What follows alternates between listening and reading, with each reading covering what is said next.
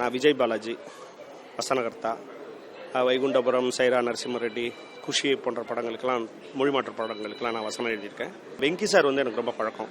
வெங்கி சாரோட நானும் ரேடனில் ஒர்க் பண்ணும்போது எனக்கு ரொம்ப பழக்கம். அவர் ரொம்ப நாளாக சொல்லிட்டு இருப்பார், இப்படி ஒரு முயற்சி போயிட்டுருக்கு அப்படின்ட்டு. கேப்ஷன் ஒன்று படித்தேன். எப்படின்னா, ட்ராவலிங்கில் வந்து 2 விஷயங்கள் வந்து ஒரு மனிதனை வந்து ஈஸியாக அந்த பயணத்தை வந்து இனிதாக்கும், சுகமாக்கும்னு சொல்லுவாங்க. ஒன்று வந்து இசை, இன்னொன்று வந்து கதைகள். அந்த காலத்தில் வந்து தாத்தா பாட்டியோட மாமாவோட நம்ம போயிட்டுருப்போம், கதை பிடிச்சிட்டு கதை சொல்லிட்டு இருப்பாங்க. அப்படி தான் வளர்ந்துருக்கு. அதாவது கதை சொல்லி வளர்ந்த ஒரு சமூகம் தான் நம்ம சமூகம். தமிழ் சமூகம் இல்லை, உலக சமூகம், எல்லாருக்குமே கதை கேட்டே பழகின ஒரு விஷயம். அந்த கதை சமயத்தில் இசையாக மாறி இருக்கும். ஸோ தாத்தா பாட்டிகள் போன்ற அந்த குடும்ப உறவுகள், அந்த ஃபேமிலி விஷயங்கள் கம்மியாக இப்போ அந்த கதை சொல்கிற விஷயங்களே போயிடுச்சு.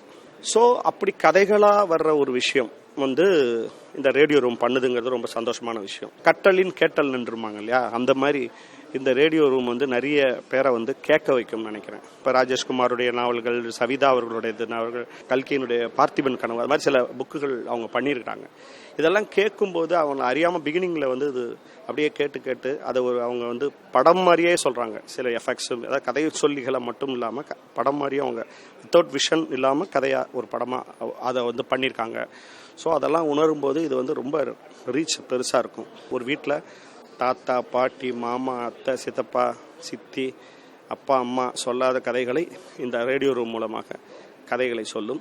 இந்த கதைகள் வந்து மனதில் படிஞ்சு மனிதனுடைய அந்த அறிவும் அவனுடைய பார்வையும் ரொம்ப விசாலமாக அமையும். ஒரு புது தமிழ் சமுதாயம் உருவாகும்னு நினைக்கிறேன். நன்றி, வாழ்த்துக்கள்.